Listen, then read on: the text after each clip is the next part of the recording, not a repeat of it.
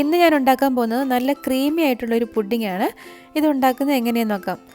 ഇവിടെ ഈ പാനിലോട്ട് ഞാനൊരു 15 സ്ട്രോബെറി നീളത്തിലൊന്ന് അരിഞ്ഞെടുത്തത് ഇട്ട് കൊടുക്കുകയാണ്.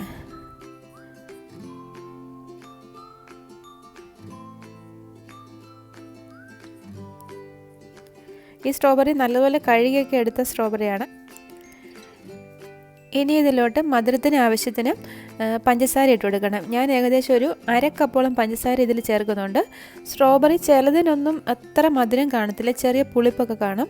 അതുകൊണ്ടാണ് ഇതിൽ പഞ്ചസാര ചേർക്കുന്നത്. എന്നിട്ടൊന്ന് വേവിച്ചെടുക്കണം. അതിലോട്ട് ഇനി അല്പം വെള്ളവും കൂടെ ഒഴിച്ചിട്ട് ഇതൊന്ന് വേവിച്ചെടുക്കണം. വെള്ളം ഒരു 1/4 കപ്പ് മാത്രം വെള്ളം ഒഴിക്കുന്നുള്ളൂ. ഈ സ്ട്രോബെറി വേകുമ്പോഴത്തേക്ക് അതിൽ നിന്ന് തന്നെ കുറേ വെള്ളം വരും. അതുകൊണ്ട് വളരെ കുറച്ച് വെള്ളം മാത്രമേ ഒഴിക്കുന്നുള്ളൂ. ഇനി ഗ്യാസ് ഓണാക്കിയിട്ട് ഇതൊന്ന് വേവിച്ചെടുക്കാം. ഇത് നന്നായിട്ടൊന്ന് മിക്സ് ചെയ്ത് കൊടുക്കാം. ഇനി പാത്രം അടച്ച് വെച്ചൊന്ന് വേവിച്ചെടുക്കാം. സ്ട്രോബെറി വളരെ പെട്ടെന്ന് തന്നെ വെന്ത് കിട്ടും.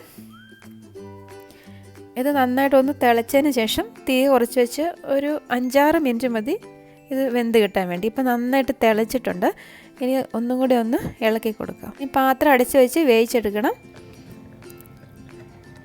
ഇനി ഒന്ന് ചെക്ക് ചെയ്ത് നോക്കാം. ഇപ്പം സ്ട്രോബെറിയൊക്കെ നന്നായിട്ട് വെന്തിട്ടുണ്ട്. മധുരം സ്ട്രോബെറിയുടെ പുളിപ്പിനനുസരിച്ച് മധുരം ചേർത്ത് കൊടുക്കണം. ഞാൻ ഏകദേശം ഒരു 1/2 കപ്പ് ഇതിൽ പഞ്ചസാര ചേർത്തിട്ടുണ്ട്.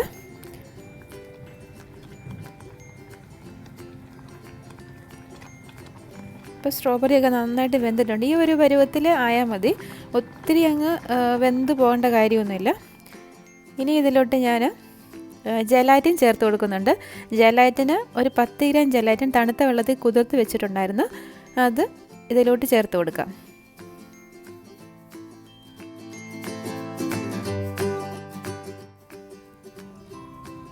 ജലാറ്റിൻ ചേർത്തിട്ട് നന്നായിട്ടൊന്ന് മിക്സ് ചെയ്ത് ഇതിൽ ജലാറ്റിൻ നന്നായിട്ട് ഡിസോൾവ് ആകണം. ഇത് പെട്ടെന്ന് തന്നെ ഡിസോൾവ് ആയി കിട്ടും. ഇത് കുതിർത്ത് വെച്ച ജലാറ്റിൻ ആയതുകൊണ്ട്. ഇപ്പോൾ ജലാറ്റിനൊക്കെ നന്നായിട്ട് അതിൽ മിക്സ് ആയിട്ടുണ്ട്. ഇനി ഫ്ലെയിം ഓഫ് ആക്കിയിട്ട് ഇത് നന്നായിട്ടൊന്ന് തണുക്കാൻ വേണ്ടി വെക്കാം.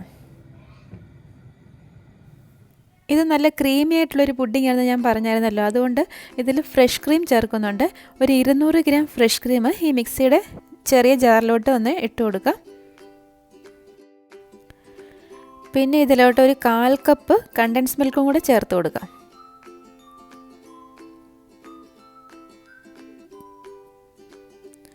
പിന്നെ ഒരു 1/2 കപ്പ് പാലും കൂടെ ചേർത്തിട്ട് ഇത് നന്നായിട്ടൊന്ന് അടിച്ചെടുക്കണം.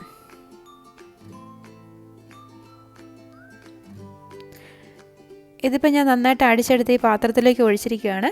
ഇനി ഇതിലോട്ട് ഒരു 2-3 തുള്ളി വാനില എസൻസും കൂടി ചേർത്ത് കൊടുക്കാം.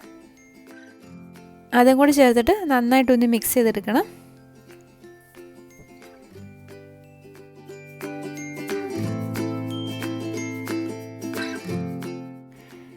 ഇപ്പോൾ നേരത്തെ റെഡിയാക്കി വെച്ചിരുന്ന ആ സ്ട്രോബെറിയുടെ ക്രഷൊക്കെ നന്നായിട്ട് തണുത്തിട്ടുണ്ട്.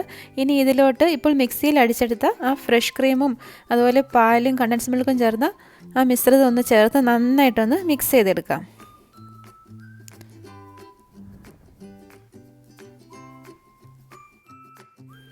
ഇനി ഇത് നമ്മൾ ഏത് പാത്രത്തിലാണ് പുഡിങ് സെറ്റ് ചെയ്യാൻ വെക്കുന്നത് അതിലോട്ട് ഒഴിച്ചു കൊടുക്കുക. ഞാനിപ്പോൾ ഒരു ഓവൽ ഷേപ്പിലുള്ള പാത്രമാണ് എടുത്തിരിക്കുന്നത്.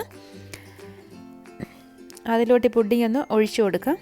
ഇനി ഇത് ഫ്രിഡ്ജിൽ വെച്ച് ഒരു 5-6 മണിക്കൂറെങ്കിലും നന്നായിട്ട് തണുപ്പിച്ചെടുക്കണം. ജലാറ്റിൻ ചേർത്ത പുഡിങ് ആയതുകൊണ്ട് ഒരു 5-6 മണിക്കൂറെങ്കിലും എടുക്കും നന്നായിട്ട് സെറ്റ് ചെയ്ത് കിട്ടാൻ.